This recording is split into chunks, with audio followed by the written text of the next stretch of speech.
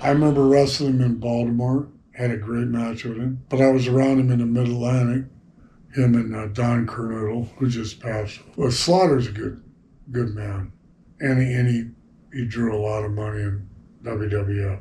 I did a show in Hartford, and he's the one that came up and told me that they were going to do these hidden treasure shows on A&E. He's the first guy who told me about that. He said they'll be calling you. You know, he's kind of close with The Office. He's a good man. Drew a lot of money.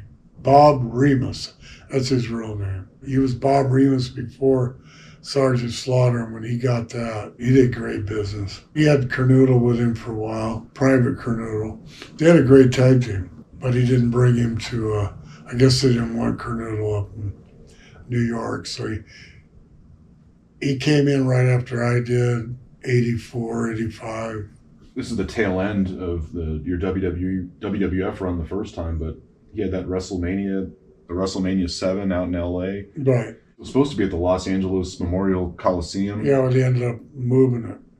They did the sports arena instead. Yeah. Do you remember what was going on here? He now became a Saddam Hussein sympathizer. Oh, yeah. It was like the whole Gulf War thing. He went from a big-time babyface to a villain. Yeah. He got a lot of heat on himself. That was around that same time. He had so much heat on him that I think Vince switched it from the Coliseum to the sports arena because he was worried about a riot. That's what he was worried about.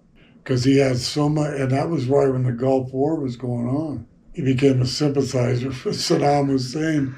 That's bad shit. He burned the American flag on TV. Oh my God. So I really think, I don't know if they were worried they weren't going to sell out that Coliseum.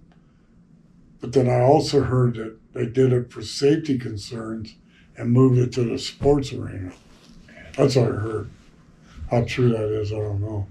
It was a hell of a time. I don't think you could probably get away with some of that, you know. No. Just having a sympathizer like that. No, I was worried about him because he's such a good guy. I was worried about him. Do you know if he was like reluctant to do this? I mean, it seemed like, yeah, him and his family would probably be in danger too, you know, like with the I think he was getting. I think he was headstrong about it. Yeah.